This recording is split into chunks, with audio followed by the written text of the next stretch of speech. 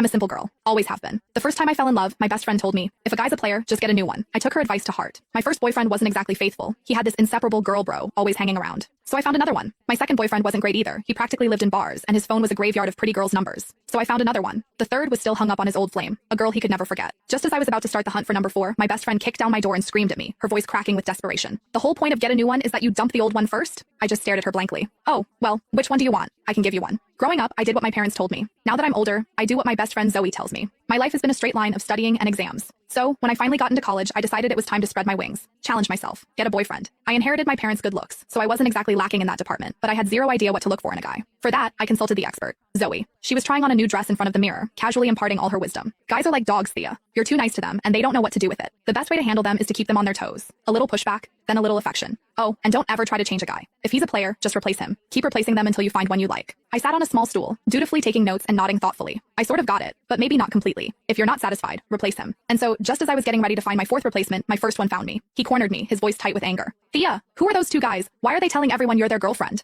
Liam was gorgeous. That was the first rule Zoe taught me. A guy has to be hot. If he's not, you'll lose your appetite just looking at him. I took that to heart. I met Liam at freshman orientation. He was a popular senior in my major, on stage sharing his experiences. I was sitting in the front row, and I was probably the only girl there actually listening to his speech instead of just drooling over him. So, after the event, he came right up to me and asked for my number. He started texting me constantly, checking in, walking me back to my dorm after class. On weekends, he'd take me shopping off campus, to the movies, out to dinner. He'd bring me bubble tea and snacks when I was stressed from studying. He even bought me a ridiculously expensive necklace. For the first 18 years of my life, my world had been a placid pond. Liam was the first stone to ever make a ripple. So when he asked me to be his girlfriend, I said yes. What I didn't expect was that after we got together, I'd discover he had a best girlfriend who was practically attached to his hip. On one of our dates, Liam's girl bro showed up uninvited. She slung an arm around his shoulder like they were buddies and winked at me. The girlfriend won't mind, right? Me and Liam go way back. We're totally platonic. Liam just sighed, but he was indulgent. Thea's super understanding. She doesn't get hung up on stuff like this. I just smiled, watching how close they were. I remembered Zoe telling me that some things were only for a boyfriend and girlfriend. So, were they a couple? What did that make me? The other woman? For our 1-month anniversary, Liam took me to an amusement park. We were having a great day, mostly because his girl bro Tanya was nowhere in sight. But as dusk fell and we headed for the Ferris wheel, she popped up like a weed. She had that same overly casual look on her face as she linked her arm through Liam's. Liam!